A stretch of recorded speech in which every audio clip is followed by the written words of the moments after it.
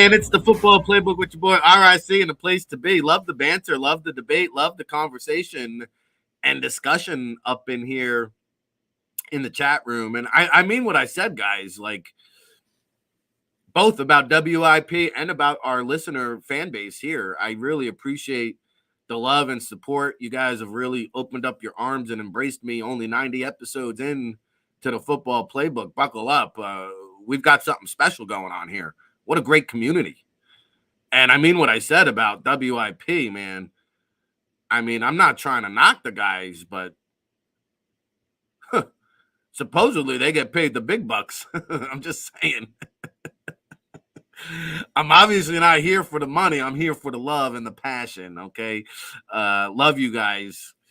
So I love our next guest. Do we have the one, the only Glenn Erby, like he is each and every Wednesday on the Football Playbook? Eagles, Newswire, USA Today. Let's pop him up, Tone. The Shields. We got him? We got my guy? Glenn, what's happening? Rick, good morning. How you feeling? Here, hey, we lost you, we had you, we got you. Good morning, buckle up. How we doing today? Great. How are you? Bye week, everything's great. Told you everything would be great. Yes, you did. So here we are, number one seed, all wrapped up. Philly Dilly. I'm feeling quite silly actually this morning, Glenn. We're doing a little bit bye-week shenanigans. I'm going to circle back around and ask you about J.J. Watt's Hall of Fame candidacy, but let me get your thoughts and impressions from the Giants. A lot of people thought they should have beat up the Giants JV squad, but, like I said here on the show, I mean, it's a funny thing. The week 17, week 18 of the NFL, the Eagles talk about hungry dogs. You got thirsty dogs. You got guys chomping at the bit 4 or 5 months waiting for some playing time and showcase and build their resume and pad that for 31 other teams out there a lot of times. So I don't put too much into that. At the end of the day, they got the job done. They got the number one seed. The road runs through Philadelphia, and I think that's what matters most. Correct. I mean, we talked last week. The idea was to get in, get out, get the victory, get no one hurt. You saw no design runs for Hurts. You saw when he did run, he'd slide. So from an offensive standpoint, there are still some things to clean up. Defensively, it wasn't that bad of a game plan. And like you said, the Giants, even with the third and fourth stringers and guys like that, they were playing hard. They have a different identity, a different culture now. They're building a culture. So it was a good win, and they did what they needed to do. And before we move further, this Giants squad now, like they're a tough out, right?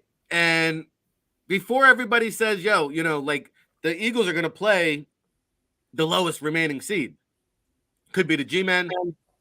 I doubt it'll be the Seahawks. Could be the winner of the Cowboys-Bucks. But I don't necessarily I'm not really chomping at the bit to play the Giants again. That team is playing with house money.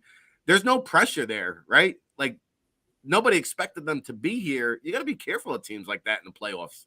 For sure. They're a solid team. They have a solid quarterback, Saquon Barkley. You would prefer if you're a fan of theirs, you prefer they have better skill players, better positional guys on the outside. But in terms of how they play defense, Wink Martindale, it wouldn't be shocked if they went into Minnesota and got a win. Yeah, and especially if that's the first game Hurts has to go against in the playoffs, they are going to have the A squad. You mentioned the tank commander, Wink Martindale. He is going to blitz probably 50% of the time. And let me ask you that. What is your confidence level in Jalen Hurts' shoulder? Nick Sirianni saying he was sore. We expected that. We saw the designed runs kind of out of it. I thought I noticed the ball velocity wasn't exactly there. How much does that impact the deep ball as we get deeper into the playoffs? What's your thoughts and impressions on Jalen Hurts? Well, I think the biggest thing for him was about getting the rust off, getting the play before, you had that week off for the bye. So he looked solid in the passing game. You want to, during this week and next week, get the velocity back, get the timing back. But in terms of what we asked him to do, what we talked about him doing, he did. He made them, he brought confidence back. A.J. Brown, Devontae Smith both broke records. They did what they had to do on offense. You'd like the running game to get going again. But I think when Lane comes back and they get back in sync up front, everything should be okay. We've made a lot to do about Miles Sanders. I'll just ask you this. Going into the playoffs, Are they going to lean on Miles, or is it just going to be this committee by backfield approach, ride the hot hand, do you think? You'd be hopeful that they would lean on Miles. Like you said, he was fifth in the league in rushing, had his first 1,000-yard season. So that would be the hope. I think that would be the perfect scenario where he just does his thing. But you've seen from the last 2 or 3 weeks, they have no problem going with three backs. They have no problem inserting Boston Scott in. Kenneth Gainwell's been the third down back, the red zone back anyway. So it'll be probably a committee approach, but the goal, we would hope that Miles would take it, get 25 carries, wear teams out, throughout the playoffs. Yeah, and, they passed it 35 times. They ran it 25 times against the Giants. I know Hurts had 9 carries on the stat sheet. I do think they're going to need to run the ball to run the table. And Lane Johnson, we don't know what his status is. Jack Driscoll, I would say, a little bit shaky. And, Nick Sirianni said the team is going to do a lot of self-scouting on the bye week, Glenn. Are they going to come away and say that our best lineup involves Dillard at left and Mulata at right? Or are they just going to not adapt and adjust and say next man up, Jack Driscoll? If Lane Johnson can't go, Driscoll, you're back there. No, I think it'll be next man up, because if you move Mulata, then you're moving 2 or 3 pieces at that point. So the first game without Lane, he struggled a bit. The second game, they didn't give up a sack. They didn't give up a pressure as a group. So he can be solid. I think you saw where they slid, they chipped towards his side. So I think it's just about putting Driscoll in the best position to be successful at right tackle if Lane Johnson can't play. But in terms of switching the lineup and things of that nature, no, I think they'll leave Mulata where he is. I know when Dillard has come in the game lately, he's come in at offensive guard and not tackle. So I think it'll be a situation they'll just play it out. Hope Lane can come back and go from there. All right. I don't think Lane Johnson even knows if he's going to go 14 or 11 days from now, whatever it is. What does Glenn Erby think is going to happen with Lane Johnson? Will he play? Will he not play? What does Glenn Erby think? He's one of the toughest guys in the league. So, I mean, we can't guarantee that he'll finish the process, but I think he'll start that divisional game.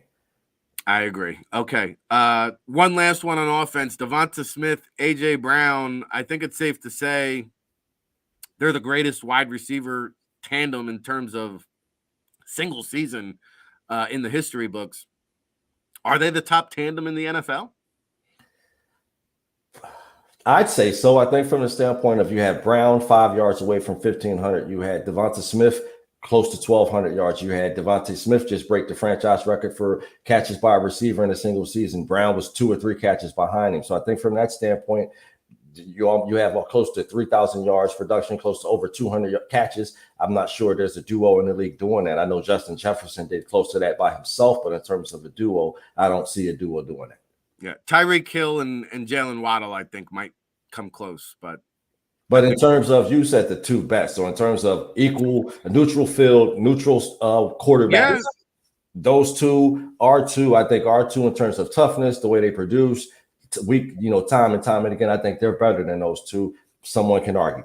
No, it's a fascinating conversation to be had, no doubt about it. Glenn Erby, Eagles Newswire USA Today. Here, you out there. It's all brought to you by Ocean Casino and Resorts in Atlantic City. It's how we get down. Justin Jefferson likes to hit that gritty. I see him and Thielen, I think, have done some wonderful things. If Thielen was in his prime, maybe, but I'd give it to A.J. Brown and Devonta Smith, at least in the NFC, definitely. So let's go over to the defensive side. Josh Sweat, Sirianni said they're hopeful, did not want to commit to anything. Still have a week and a half to see how Josh Sweat, I mean, that was a scary hit. It kind of somewhat is a little bit further from the memory bank due to the DeMar Hamlin situation. But what are you hearing on Josh Sweat? How confident are you that he will be ready come January 21st? Well, what we're hearing is he's day-to-day, and I think, we talked about before, if it's just a stinger and not a serious neck injury, I think he'll go. I think, you have close to 2 weeks for him to rest. He didn't play last week, so he's been in the building. He hasn't practiced or anything like that, but he's there. He's rehabbing. I think he's day-to-day. I think he'll play. Okay, with that being said, what is Robert Quinn's role going to be on this team in the playoffs? He came back, showed like he might have some gas left in the tank, but if Sweat's back, kind of hard to fit him into the puzzle here. How does Quinn fit into the postseason equation, do you think? I mean, I think it depends on Sweat and how he feels. And I know we talked last week. I didn't think he'd play. He played close to 20 snaps. He played more snaps than a few other guys. So that was shocking, but that was with Sweat out. But I think, in terms of Jonathan Gannon, if in terms of a pass rush, you can't have all 6 or 7 guys active. So I think from that standpoint, if Sweat is good to go, you'll probably see Quinn inactive. All right, on defense, I think the biggest question mark is Avonte Maddox, right? Because that has a trickle-down effect. Who plays slot? Who plays safety? We saw Chauncey Gardner-Johnson come back. He kind of moonlighted between safety and slot. What are you hearing on Avonte Maddox? I've heard absolutely nothing. What are his odds of playing that first playoff game? That one's a little different. You haven't heard much about it, and we're not toe experts, so we don't know if it's a strain or if it's a break or anything like that. So I think from that standpoint, they did well this week with them. I think they played a lot of their 5-man front. So you had the situation where Gardner Johnson was in the slot when they had to have him in the slot. Reed Blankenship is playing well at safety, so they have options now. So I think it's a situation if Maddox is back, they're really stout on defense. If he's not, CJ Gardner Johnson could play 63 to 70 snaps in the slot. Blankenship is solid as a rookie. He'll get playoff experience. I don't think that's necessarily a concern. I don't necessarily know they'll play as much man-to-man as we'd like to see, and we've talked about that before. But in terms of productivity and everyone being on the same page, I think they'll be fine. Yeah, we'll have to dial up our toe experts and get Rex Ryan on the line over here. You mentioned, that secondary, boy. I don't know. Darius Slay, I want to give him the benefit of the doubt. It just seems like every single week there's a situation, and I'm not talking about the Kenny Golladay touchdown. I thought he played that well. Didn't exactly get his head turned around, but, I mean, you can't really play it much better than he did. You mentioned the Avonte Maddox equation. To me, it's like, somebody on Twitter, and I appreciate the support too in the comment, asked about it. And I said, it's kind of a combination, like, it's the scheme, as you mentioned, the zone, but also like the communication when Maddox isn't in there. Sometimes you have Josiah Scott, sometimes it's Kayvon Wallace, then you got a rookie, Reed Blankenship. So I feel like it's partially scheme, it's partially communication. It might even partially be the back that flared up somewhere between Detroit and Minnesota early on in the season. I think like McPherson was in there playing 20 reps a game early on. You wonder if that's kind of flared up on him. I think it could be a combination of all. What does Glenn Erby say? Well, at this point, we know no player is healthy. So regardless of what we talk about, how we discuss it, they're not going to tell us anything. He's not going to say anything. So if he is hurt, we're not going to find out till the season is over. I think from a secondary standpoint, Maddox allows those guys to play deep. They allow guys like CJ Gardner-Johnson to play over the top. When he's not in the lineup, that takes away from the man-to-man, that takes away from having a deep safety. So I think it's something to talk about, but I don't think it's necessarily something to worry about. I think they'll figure it out. I think Gannon will figure out what he wants to do. But if they get them back, then you have 5 or 6 guys back there, and you have the ability to play zone, play man without Maddox back. Then you're talking about that combo man scheme, and that's when you get into communication breakdowns and things of that nature. Yeah, Lane Johnson, Avonte Maddox, they probably keep coaches up late at night pending their availability, right? What would keep Glenn Erby up at night more? The offensive question marks with Lane Johnson and Jalen Hurts, or the defensive question marks with Josh Sweat and Avonte Maddox? Which one makes you a little nervous? I think without a doubt the offense. I think on defense, you've had guys in and out the lineup all year, and the one thing is they've been consistent. They're a top 2 defense. They're a top 5 to 10 defense in scoring, top 5 to defense in yards and points per game and things of that nature. So from a defensive standpoint, I'm not worried about it. You want your quarterback to be healthy, and even if he's not, you want your right tackle to be healthy. So I think Lane is the most important player on the roster. Jalen is the one he's the most valuable player on the roster. Most of your concerns are going to come from that offensive line and how they produce. I agree with that. Eagles defense, greatest defense you've seen in Philadelphia history in your lifetime? No, I'm old enough to have seen Jerome Brown, Reggie White, and those guys, Seth Joyner, so not even close. But it's a solid defense. It's one of the best we've seen in this Super Bowl era in the last 10 to 15 years. But in terms of that defense with Wes Hopkins, Andre Waters, and them guys, no.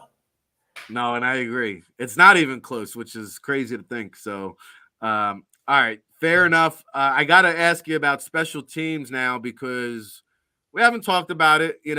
Boston Scott, I think, is kind of held it down on the kick return. Covey's gotten better. Elliott, what a weapon. He's just been good money, especially from beyond 50. I'm not worried about him. I am a little bit worried about that punter, though. That could turn up to be an ugly situation come playoff time. And again, playoffs, there's an extra emphasis on special teams. One special teams play could dictate the outcome of a game. What is your read on this special teams unit, Glenn? I agree with you. I think it's a quiet thing that we discussed. I think as of a couple of days ago, Aaron Sippers was either still in a walking boot or set to come out of a walking boot. So his availability next week will be something to watch. But I think if he is available to go, I think they will put him back in the lineup. I think, like you said, Kern has been a disappointment. I think from an overall unit, Covey's been solid. Boston Scott's been solid on kick return. Christian Ellis has been so good that they had no problem putting Sean Bradley on IR. So the special teams unit really, really improved once he was inserted into the lineup and signed to the 53-man roster. So that's not my biggest concern. I think in terms of who will be punting and things of that nature, that's something to watch over the next 7 to 8 days. All right, we shall see. I'm talking to Glenn Erby, Eagles Newswire, USA Today. Let's go around the league, get your finger on the pulse on a couple things, Glenn. Here in the NFC, let me get your read on some of these matchups. San Francisco, who I think is the biggest threat to the Eagles, they are a double-digit favorite against Seattle. Now, they played a couple weeks ago, and Seattle almost won. So I'm surprised they're getting so many points. I would agree that San Francisco is favored in this matchup, but I don't know. I think it might be a little bit closer than Vegas is making it out to be. How do you see this one? I think it'll be a closer game than people think. I think Seattle, in terms of their physicality, we talk about that all the time. So the way teams play, they kind of match up. They're kind of similar. I think it'll be more about how Geno Smith plays than Brock Purdy. We talked about them before. Brock Purdy can kind of struggle. He can kind of not play well, and everything around him will clean up. So I think in terms of if Geno Smith plays well, you have a chance for an upset, but I think the 49ers are too tough overall. All right, well, we know this. There are going to be some upsets this weekend. Right. And to me, the Giants getting 3 against the Vikings, they almost pulled it out the last time they played, and I think the Giants are going to pull this one out. What do you think? I wouldn't be shocked. I agree. I mean, the Vikings are a great team, but I think they have stats and things of that nature that said, we talked about before, they played above their heads this year. They were probably a year ahead of schedule. So I wouldn't be as shocking. I think the Giants, in terms of their physicality, in terms of Wink Martindale confusing the quarterback, putting pressure on the quarterback, I think the Giants get the upset. Yeah, I think that's the one in the NFC that could go the other direction. And Daniel Jones might be feeling himself a little bit. I hear he just earned himself a new 3 to 4 year contract, so he's going to want to live up to that. Now, this next one, if you asked me prior to last weekend, I would have thought the Cowboys would easily take care of business against the Bucs. But, man, after that clunker against Sam Howell, the Commanders, and then watching Brady now the last couple of weeks rally back from behind. I mean, Dallas is favored here 2.5, but I see this one as a coin toss affair. How do you?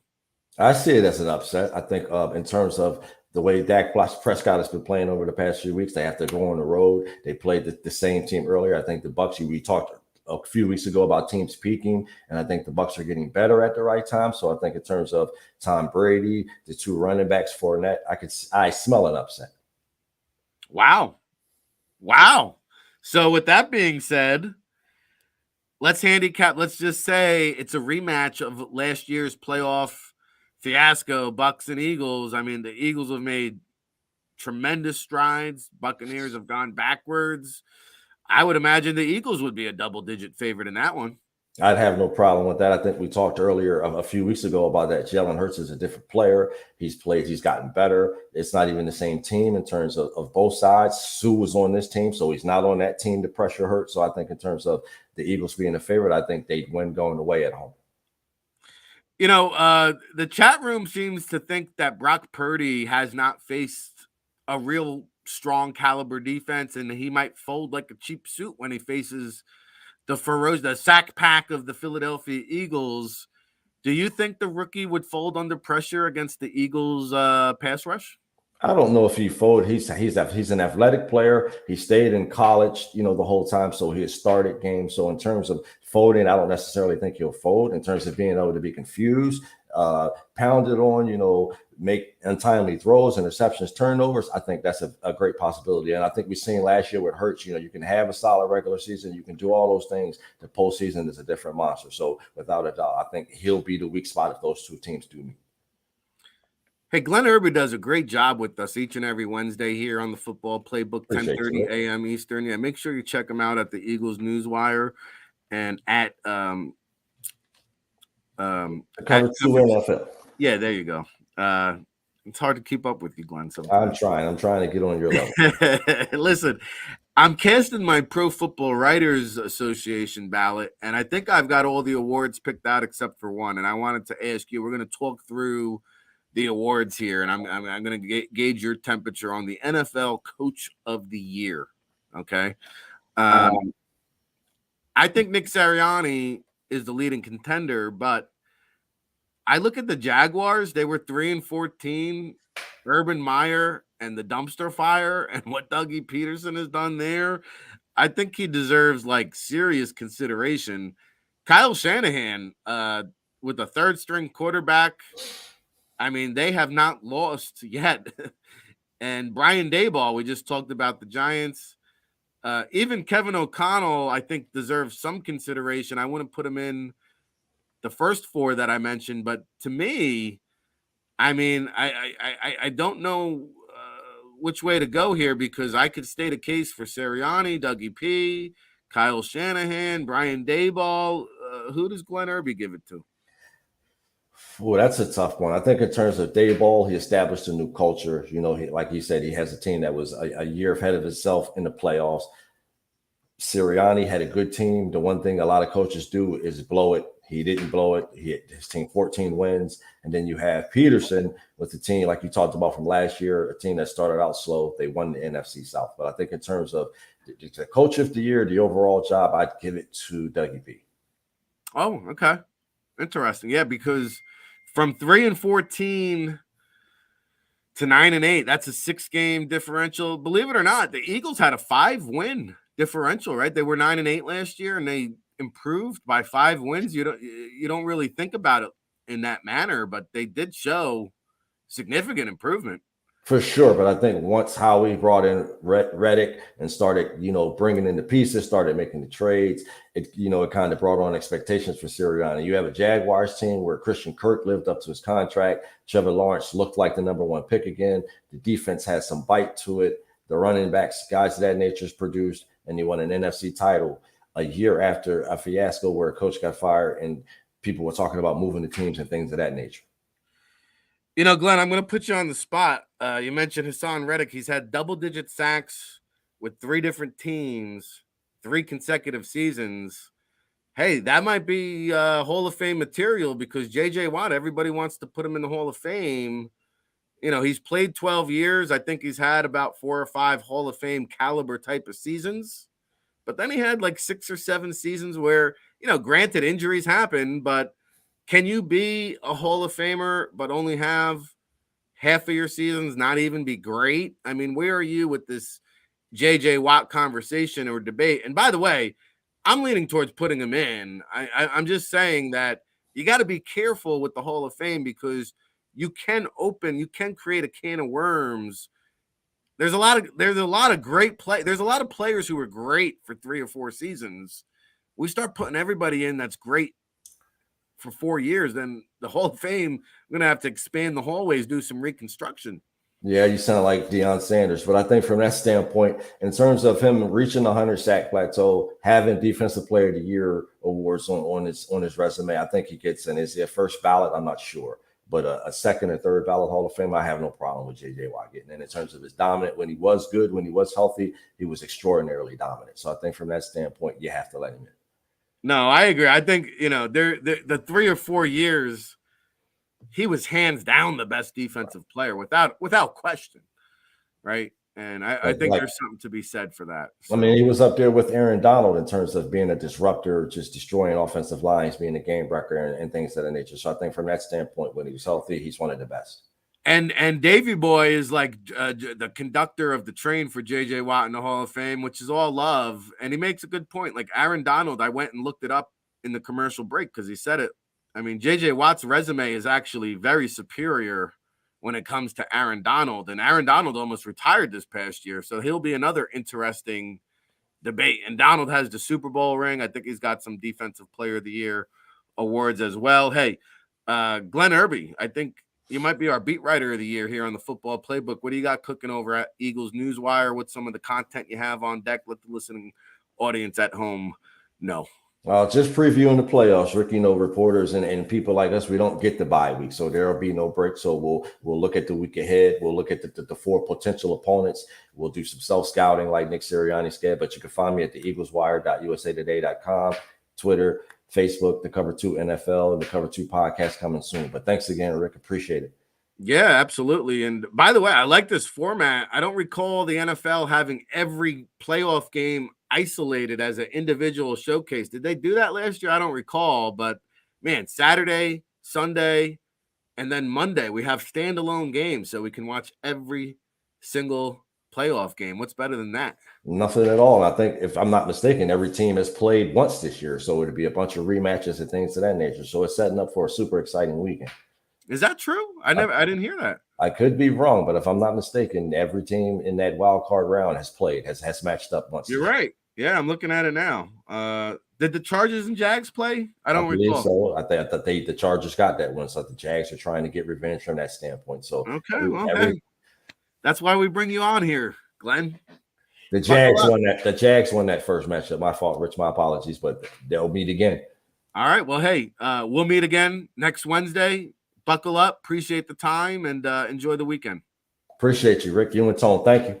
Absolutely. Glenn Erby. There he goes. It's the Football Playbook. Yo, smash that like button. Let's get it in. TFP with your boy RIC, and the place to be here on the JAKIB Sports YouTube channel. Please click subscribe, smash the like button, get down on it in the chat room, and let us know where you're checking in from, what part of the globe. It's the global show here on the Football Playbook.